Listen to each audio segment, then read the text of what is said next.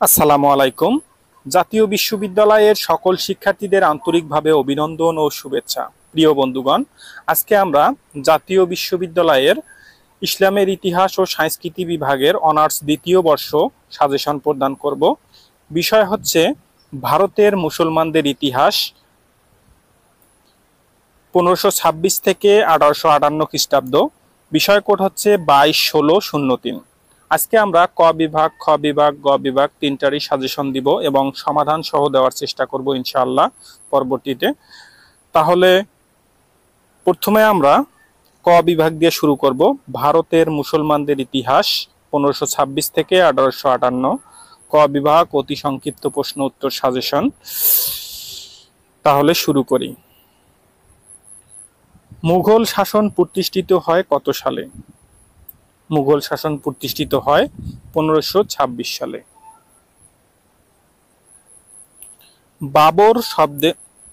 বারব শব্দের অর্থ কি? দুঃখিত, বারব শব্দের অর্থ কি? বারব শব্দের অর্থ হচ্ছে বাঘ। ভারতবর্ষে সর্বপ্রথম যুদ্ধক্ষেত্রে কামানের ব্যবহার করেন কে? ভারতবর্ষে সর্বপ্রথম যুদ্ধক্ষেত্রে কামানের ব্যবহার করেন সম্রাট বাবর।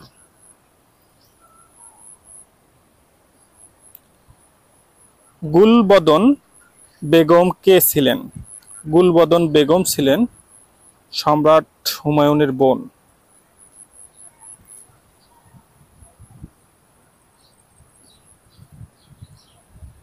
কবুলিয়াত ও পাট্রা প্রবর্তন করেন কে? কবুলিয়াত ও পাট্রা প্রবর্তন করেন শেরশাহ। আপনাদের এখানে যে প্রশ্নগুলো ভুল হবে সঠিক উত্তর আমি কমেন্ট বক্সে পিন আকারে দিয়ে দিব সবার উপরে। আপনারা কমেন্ট বক্সটা চেক করবেন যাতে এখানে কোনো ভুল আছে কিনা পরবর্তীতে আমি কমেন্ট বক্সে দিয়ে দিব। শেরশাহ কত বছর সিংহাসনে ছিলেন? শেরশাহ 1540 থেকে 1545 বছর সিংহাসনে ছিলেন। দ্বীন-ই ইলাহি ধর্মমত কতজন গ্রহণ করেছিলেন? দ্বীন-ই ইলাহি ধর্মমত 18 জন গ্রহণ করেছিলেন। সম্রাট আকবরের ধর্মনীতির মূল কথা কি ছিল? সম্রাট আকবরের ধর্মনীতির মূল কথা ছিল ধর্মনিরপেক্ষতা। কোন মুঘল সম্রাট জিজিয়া কর রহিত করেন? সম্রাট আকবর মুঘল সম্রাট জিজিয়া কর রহিত করেন। সম্রাট আকবর কত খ্রিস্টাব্দে বাংলা বিজয় করেন? সম্রাট আকবর 1576 খ্রিস্টাব্দে বাংলা বিজয় করেন। আইনে আকবরী গ্রন্থের লেখকের নাম কি? আইনে আকবরী গ্রন্থের লেখকের নাম আবুল ফজল। জাহাঙ্গীরের দস্তর উল আলমে কয়টি বিধান ছিল? জাহাঙ্গীরের দস্তর উল আলমে 12টি বিধান ছিল। তুজুকি জাহাঙ্গীরি কি? তুজুকি জাহাঙ্গীরি হলো সম্রাট জাহাঙ্গীর কর্তৃক লিখিত গ্রন্থ। তুজুকি জাহাঙ্গীরি গ্রন্থের লেখক কে? তুজুকি জাহাঙ্গীরি গ্রন্থের লেখক হচ্ছে সম্রাট জাহাঙ্গীর। সম্রাজ্ঞী মমতাজ মহলের প্রকৃত নাম কি? সম্রাজ্ঞী মমতাজ মহলের প্রকৃত নাম হচ্ছে আরজুমান্দ বানু। ময়ূর সিংহাসন কে নির্মাণ করেন? ময়ূর সিংহাসন শাহজাহান নির্মাণ করেন। তাজমহল ও মতি মসজিদ কে নির্মাণ করেন? তাজমহল ও মতি মসজিদ সম্রাট শাহজাহান নির্মাণ করেন। জিন্দা পীর কাকে বলা হয়? জিন্দা পীর সম্রাট আওরঙ্গজেবকে বলা হয়।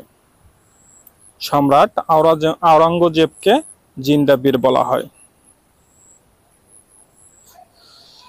শিবাজি কাদের নেতা ছিলেন? শিবাজি মারাঠাদের নেতা ছিলেন। ইউরোপীয় বণিকদের মধ্যে কারা সর্বপ্রথম ভারতে আসেন? ইউরোপীয় বণিকদের মধ্যে পর্তুগিজরা সর্বপ্রথম ভারতে আসেন। কত খ্রিস্টাব্দে ইংরেজ ইস্ট ইন্ডিয়া কোম্পানি গঠিত হয়? 1600 খ্রিস্টাব্দে ইংরেজ ইস্ট ইন্ডিয়া কোম্পানি গঠিত হয়। কলকাতা নগরীর গোড়াপত্তন করেন কে? কলকাতা নগরীর গোড়াপত্তন করেন জব চার্নকো।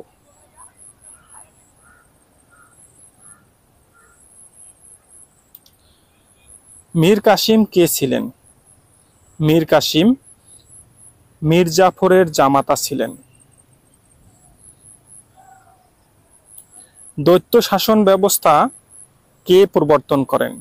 দ্বৈত শাসন ব্যবস্থা প্রবর্তন করেন লর্ড ক্লাইভ। রেগুলেটিং অ্যাক্ট কত খ্রিস্টাব্দে প্রবর্তন করা হয়? রেগুলেটিং অ্যাক্ট 1773 খ্রিস্টাব্দে প্রবর্তন করা হয়। কলকাতা মাদ্রাসা প্রতিষ্ঠাতা কে? হলেন ব্রিটিশ গভর্নর ওয়ারেস হেস্টিং।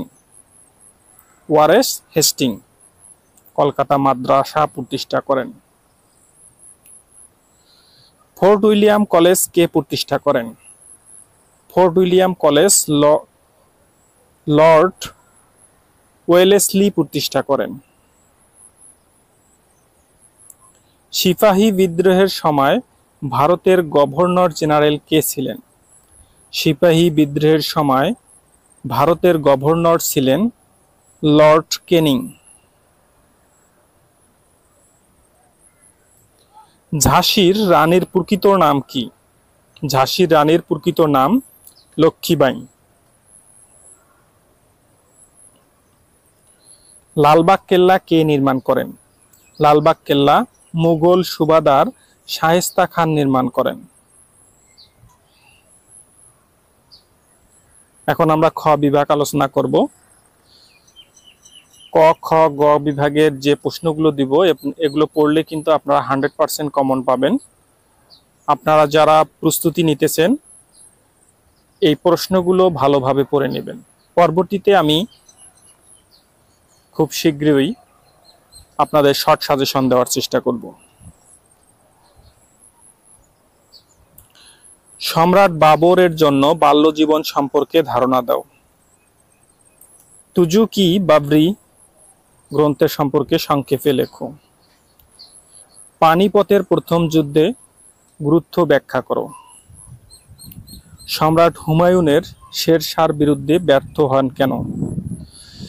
5 নাম্বার হচ্ছে কবুলিয়াত ও পাট্রা বলতে কি বোঝো? 6 নাম্বার হচ্ছে মানসবদারি ব্যবস্থা কি? 7 নাম্বার হচ্ছে আবুল ফজলের পরিচয় দাও। 8 নাম্বার হচ্ছে সম্রাট জাহাঙ্গীরের উপর নূরজাহানের প্রভাব উল্লেখ করো। 9 নাম্বার হচ্ছে ময়ূর সিংহাসনের উপর একটি টিকা লেখো।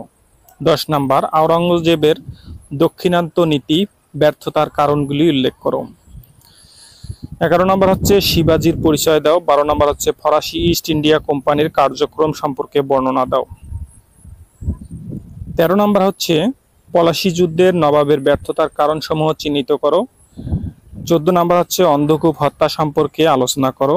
15 নাম্বার হচ্ছে লর্ড ক্লাইভের প্রবর্তিত দ্বৈত শাসন ব্যবস্থা কি? 16 নাম্বার হচ্ছে 76-এর মরণোত্তর কারণসমূহ চিহ্নিত করো। 17 নাম্বার হচ্ছে 1793 খ্রিস্টাব্দে চিরস্থায়ী বন্দোবস্ত উদ্দেশ্য ব্যাখ্যা করো। 18 নাম্বার হচ্ছে সূর্যাস্ত আইন কি? 19 নাম্বার হচ্ছে মুঘলদের সঙ্গীত চর্চা সম্পর্কে যা জানো লেখো। সংক্ষেপে তাজমহলের উপর একটি টিকা লিখো। এই হচ্ছে 20টা প্রশ্ন সংক্ষিপ্ত। আপনারা 20টা প্রশ্ন পড়লে অবশ্যই 100% কমন পাবেন। অনেক সময় সংক্ষিপ্ত সাজেশন অথবা শর্ট সাজেশন যেটাকে বলে, ওই সাজেশনটা দিলে অনেক সময় কমন পড়ে, অনেক সময় পড়ে না। সেক্ষেত্রে 100% গ্যারান্টি দেওয়া খুব কঠিন। এই কারণে আমি আজকে 20টা প্রশ্ন দিলাম, এখান থেকে কিন্তু আপনাদের 100% কমন পড়বে ইনশাআল্লাহ। পরবর্তীতে শর্ট সাজেশন দেওয়ার চেষ্টা করব। এখন আসি গ বিভাগ, রচনামূলক প্রশ্নাবলী। গ বিভাগের ক্ষেত্রেও আমি সাজেশন দেওয়ার চেষ্টা করলাম যাতে 100% কমন পড়ে। পরবর্তীতে অথবা খুব শীঘ্রই আপনাদের শর্ট সাজেশন প্রদান করব। শর্ট সাজেশনটার কিন্তু গ্যারান্টি দেই না, 99% দেই অথবা 90% থাকে, তবে এখান থেকে আপনারা 100% কমন পাবেন। তাহলে শুরু করি। মুঘল সাম্রাজ্যের প্রতিষ্ঠাতা হিসেবে বাবরের কৃতিত্ব মূল্যায়ন করো। শেরশাহ শাসন সংস্কারমূলক পরীক্ষা করো। আকবরের বাংলা বিজয়ের সংক্ষিপ্ত বিবরণ দাও। সম্রাট আকবরের মনসবদারি প্রথা বিস্তারিত বর্ণনা করো। সম্রাট আকবরের ধর্মনীতি বিশ্লেষণ করো। সম্রাট আকবরের রাজপুত নীতি ব্যাখ্যা করো। সম্রাট জাহাঙ্গীরের রাজত্ব কালের বর্ণনা দাও। সম্রাট জাহাঙ্গীরের উপর নূরজাহানের প্রভাব আলোচনা করো। 9 নম্বর হচ্ছে মুঘল সংস্কৃতির উৎকর্ষতার ক্ষেত্রে সম্রাট জাহাঙ্গীরের অবদান মূল্যায়ন করো। 10 নম্বর হচ্ছে সম্রাট শাহজাহানের রাজত্বকাল মুঘল বংশের স্বর্ণযুগ বলা হয় কেন। 11 নম্বর হচ্ছে মুঘল সাম্রাজ্যের পতনের কারণসমূহ আলোচনা করো। 12 নম্বর হচ্ছে সপ্তদশ শতাব্দীতে বাংলা ইউরোপীয় বণিকদের কর্মতৎপরতা বিশ্লেষণ করো। 13 নম্বর হচ্ছে ভারতবর্ষে ইংরেজ ইস্ট ইন্ডিয়া কোম্পানির ক্রম বিকাশ আলোচনা করো। 14 নম্বর হচ্ছে পানিপথের তৃতীয় যুদ্ধের পটভূমি ও ফলাফল বর্ণনা করো। 15 নম্বর হচ্ছে পলাশীর যুদ্ধের কারণ ও ফলাফল আলোচনা করো। আমি দ্রুত বলতেছি কারণ যেহেতু তাড়াতাড়ি ভিডিওটা শেষ করতে হবে, এই কারণে আমি দ্রুত বলার চেষ্টা করতেছি। চিরস্থায়ী বন্দোবস্তের সুফল ও কুফল লেখো। 17 নম্বর হচ্ছে লর্ড উইলিয়াম বেন্টিং এর কল্যাণমূলক সংস্কারগুলো আলোচনা করো। 18 নম্বর হচ্ছে 1857 সালে মহাবিদ্রোহের কারণ, ঘটনা, ফলাফল আলোচনা করো। এই 18টা প্রশ্ন পড়লেই কিন্তু আপনাদের 100% কমন পাবেন ইনশাআল্লাহ। তাই আপনারা অবহেলা না করে খুব দ্রুত এই 18টা প্রশ্ন পড়ে তারপর রিভাইজ দেওয়ার চেষ্টা করেন, ইনশাআল্লাহ ভালো করবেন। আমি সবগুলো বিষয়ের সাজেশন প্রদান করব ইনশাআল্লাহ। ভালো থাকবেন, সুস্থ থাকবেন। আল্লাহ হাফেজ।